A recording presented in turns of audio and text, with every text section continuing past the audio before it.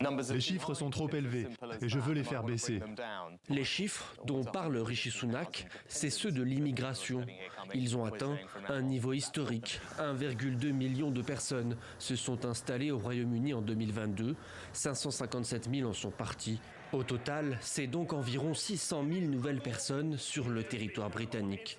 Un record qui met sous pression le Parti conservateur, eux qui avaient promis qu'avec le Brexit, l'immigration serait désormais sous contrôle.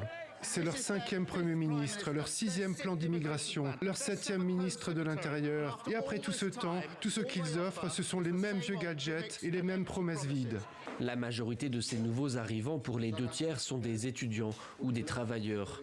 Il faut dire que l'économie britannique est en manque de main-d'œuvre. Plus d'1 million d'emplois dans la restauration ou l'agriculture ne sont pas pourvus. Les autorités soulignent aussi que l'année 2022 fut exceptionnelle, avec l'arrivée de 100 000 réfugiés ukrainiens. Et puis, il y a l'immigration illégale. Environ 40 000 migrants l'année dernière auraient réussi à rejoindre le Royaume-Uni. Là aussi, c'est un record. L'une de mes 5 priorités pour le pays est d'arrêter les bateaux de migrants. Nous allons faire absolument tout ce que nous pouvons pour y parvenir. Travailler avec d'autres pays et adopter des nouvelles lois au Parlement, comme notre projet de loi Stop the Boat.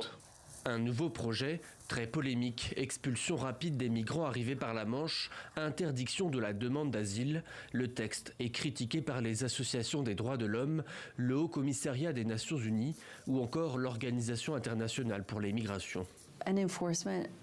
Une approche uniquement répressive ne fonctionne pas. Elle peut dissuader certaines personnes et en réduire le nombre, mais en fin de compte, les personnes désespérées à la recherche d'opportunités trouveront toujours des moyens. Avec le Brexit, le Parti conservateur avait promis de reprendre le contrôle de ses frontières. Mais en 6 ans, il n'y est pas parvenu. Le nombre d'arrivées nettes a même doublé depuis.